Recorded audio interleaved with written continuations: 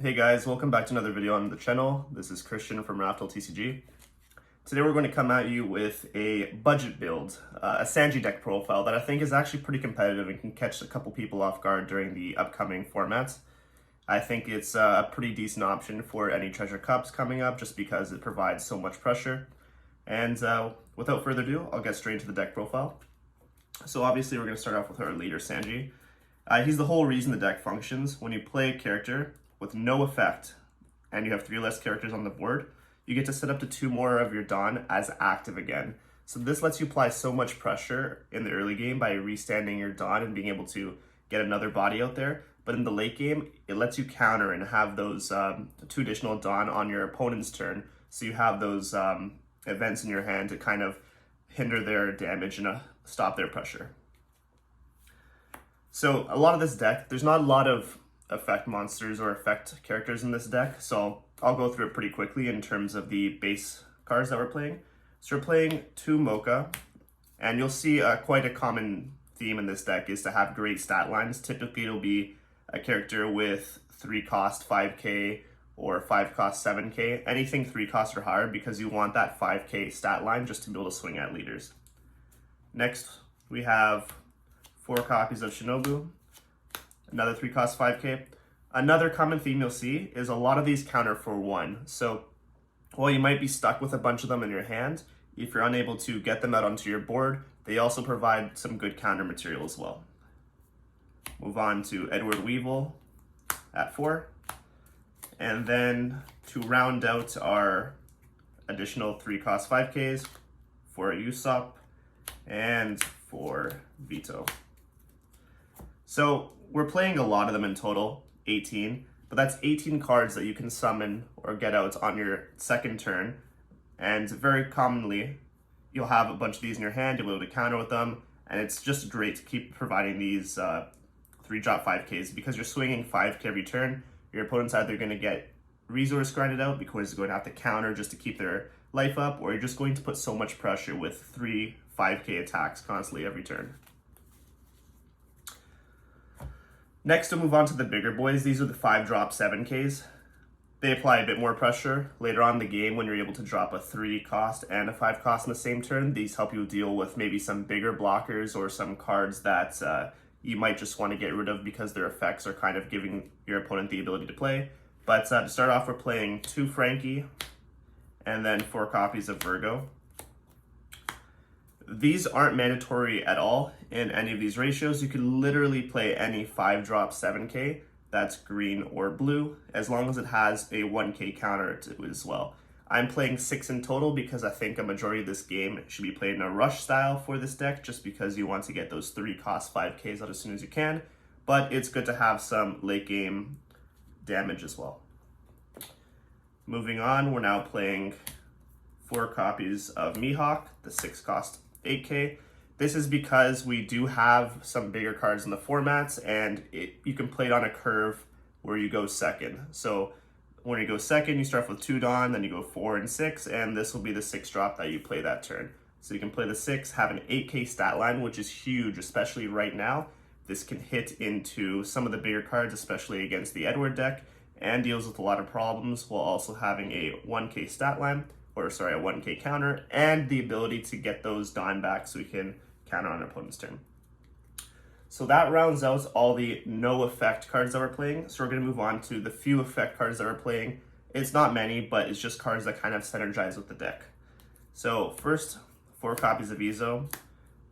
The synergy is that it's a 2k counter, it's green, and it can be bounced and played again with Law, or just summoned to rest a card. So you want to get that damage in early on, so you can play Izo, rest something, and start swinging, potentially a chump blocker or something with 4 or less. That's just being a problem you want to get rid of. And if you have this plus a Trafalgar Law in hand, you can play this, play the Law, put this back in hand, so you still have that 2k counter, or the option to play it again, same turn or later, to rest another card. And then you can put a no effect monster on the board and get 2 more Dawn back. So it's just a great play to make with only a cost of 8 Dawn, being able to rest, get a blocker out, and then still get 2 more Dawn with the effective earlier. Next, 2 copies of Trafalgar Law.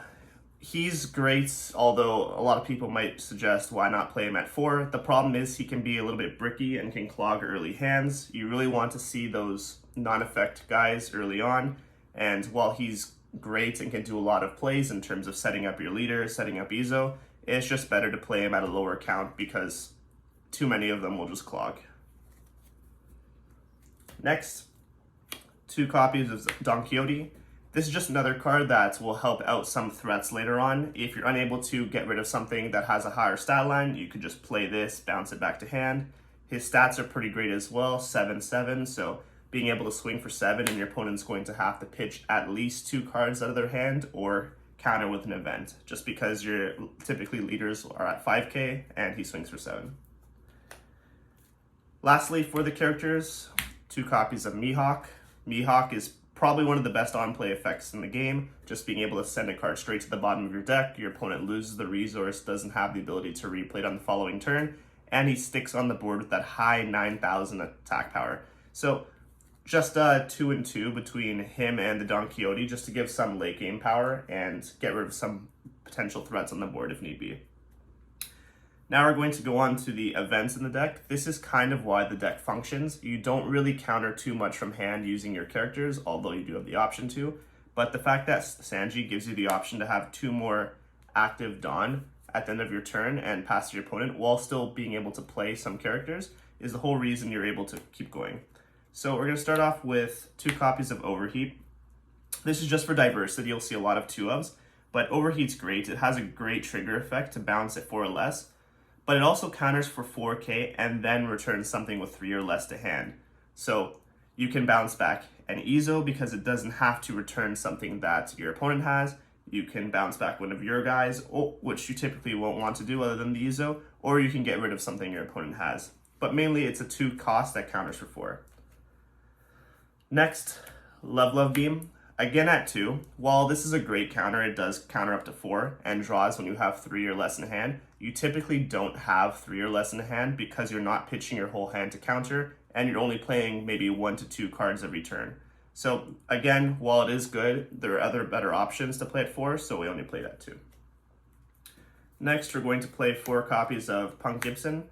Punk Gibson's also great. It has a great trigger to rest an opponent's character. This can serve 2 purposes. You can rest a blocker on their turn and then swing it for life on the following turn. You can rest something that might attack later on and basically it feigns a attack. Or in general, just countering for 4k and then resting something with a cost of 4 or less is great. So again, you're going to have those 2 active Dawn left, and this is one of the best cards to spend it on. And then to round out the deck, 4 copies of 3 Sword Style Onigiri. This card's great. It counters up to 6k, which typically won't happen too often, but you never know when you have those big cards that are swinging at your leader for massive damage. So being able to counter up to 6 with just 1 card is great, but the better part of this card is that it plays a 3 or less with no base effect from your hand. This means that on your opponent's turn, if you have 3 active Dawn, you can play this, rest those 3 Dawn, and then with your leader ability, get 2 more Dawn active, and then potentially counter again with another event card that costs 2 or less. So this is definitely a mandatory 4 of, and later on in the game will save you and even lets you ramp and get your engine going on your opponent's turn. So just want to thank everyone for watching. We have a couple more deck profiles coming up this week. I think it's pretty important to get some of our lists out there to help people get some practice in and maybe net deck a bit for the upcoming Treasure Cups. But I do think that at a local level and potentially early on in the Treasure Cups, this is a pretty good option due to its affordability as well as its power and your ability to kind of catch someone off guard. So once again, thanks guys. Leave a like and subscribe if you like our channel, and I appreciate everyone. Bye now.